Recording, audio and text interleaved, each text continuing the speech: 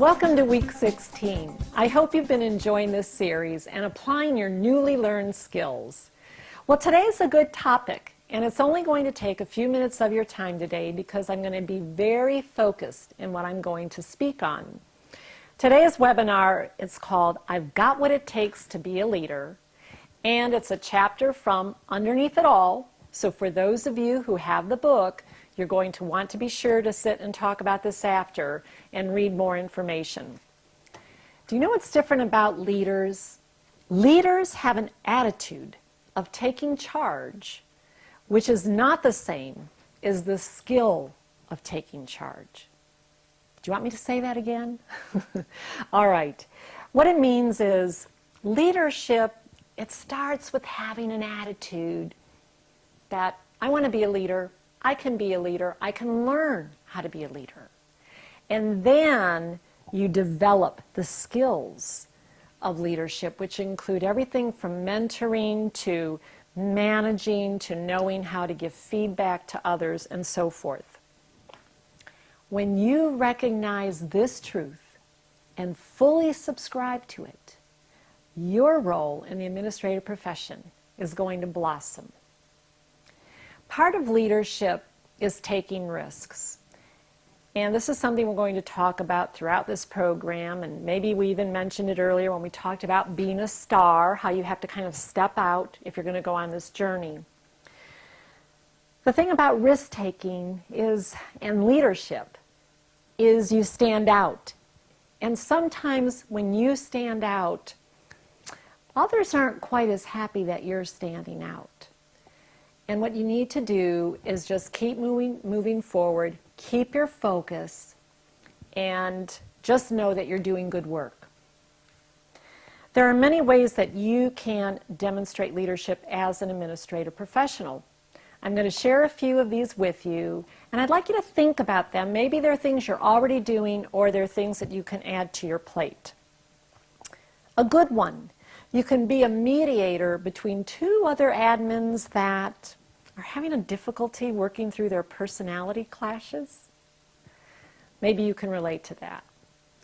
Another idea is you can mentor new admins. There's a real necessity today for mentoring. First of all, the schools today, the high schools, don't offer the business classes like they used to.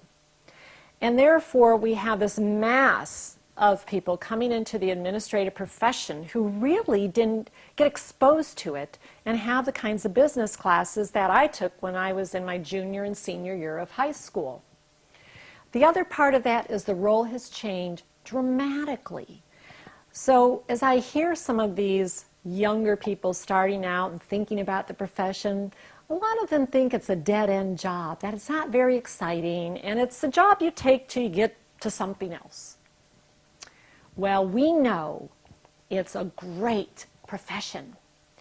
So I see your role, and especially those of you who have been in the profession for a while, mentor new admins, not only about the profession, but you can mentor them about your organization, the role you play, and how they can fit within the other administrative professionals in your company.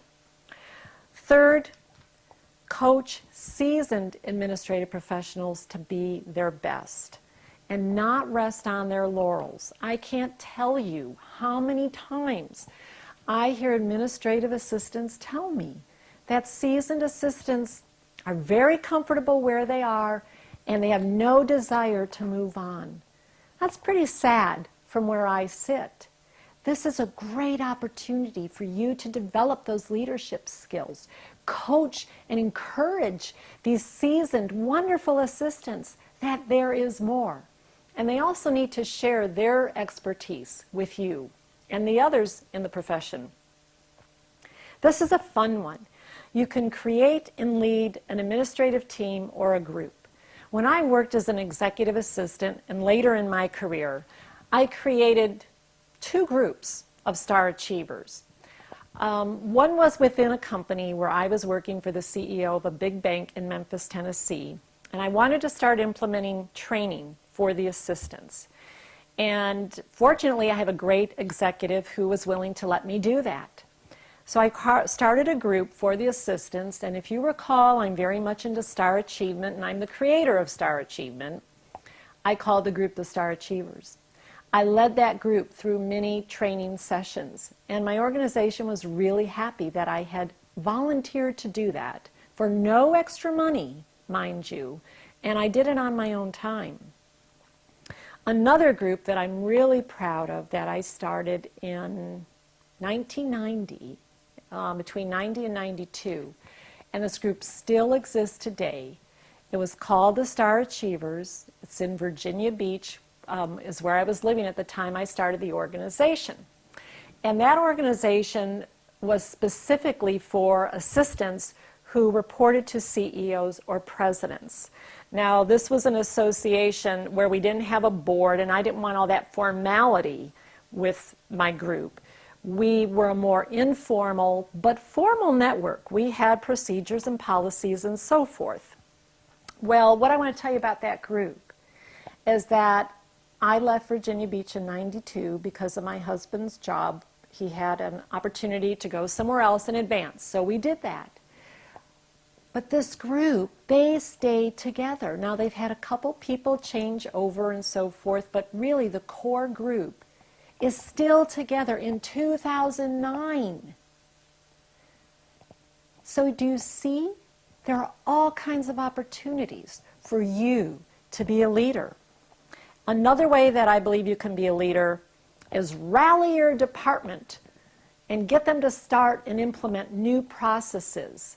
Again, you may have a great idea, and you can display your leadership by getting your department together and teaching them a new process, a new way of doing things, a way of streamlining a current process even. What I'd like you to keep in mind is that when you're a leader, you're not always going to do the right thing. You're not always going to make the best move or the best decision. But you know what? It's okay, because that's what leadership is about. Leaders make mistakes. Leaders fall back once in a while, but they keep pushing forward and they learn from their mistakes. So what's your activity? I'm going to keep it simple this week. I'm not going to give you a list of things. I'd like you to think about some ways that you can display leadership at work, either within your department or with a group of your administrative peers. So that's your challenge. I know you've got leadership ability within you, and I will look forward to talking to you at next week's webinar.